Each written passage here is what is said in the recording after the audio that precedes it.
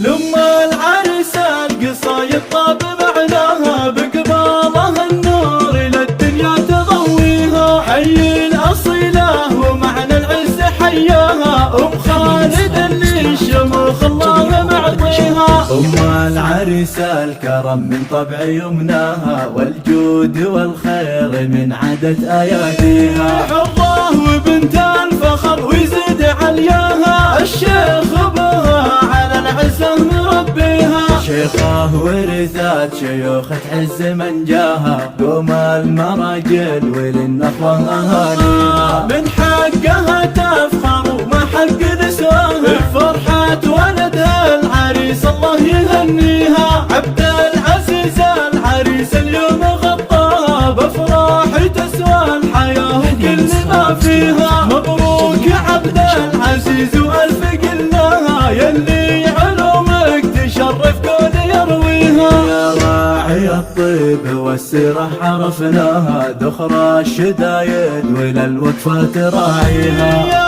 أمه تفاخري ولجلك نظمناها، نذكر وصوفها العظيمة ونفتخر فيها. وعيالك رجال ترفع راية الواها، عزوة وسند كل فزعة تلبيها. بناتك اوصافهن ملقون وفاها، إن كاسبت المكان اللي بمعاليها. واختامها يا عسى الافراح مأواها، في داركم والسعادة الله يبقيها. واختامها يا عسى الافراح مأواها، في داركم والسعادة الله يبقيها. لما العرس القصايد طاب معناها، بقبالها النور للدنيا تضويها. حي الأصيلة ومعنى العز حياها، أم خالد اللي الشموخ الله معطيها. أم العرس الكرم من طبع يمناها، والجود والخير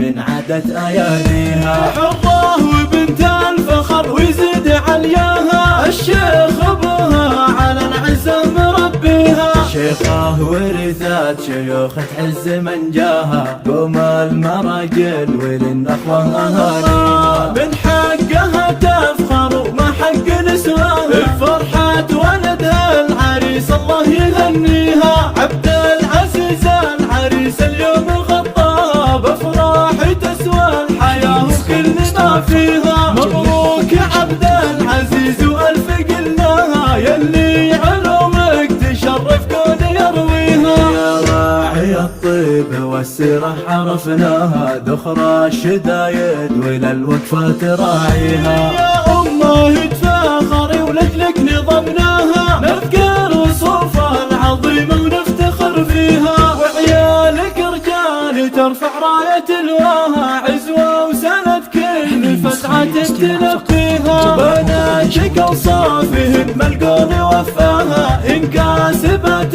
المكان اللي بمعاليها. واختامها يا عسى الافراح مأواها، في داركم والسعادة الله يبقيها. واختامها يا عسى الافراح مأواها، في داركم والسعادة الله يبقيها. لما العرس القصايد طاب معناها، بقبالها النور للدنيا تضويها. لما العرس القصايد طاب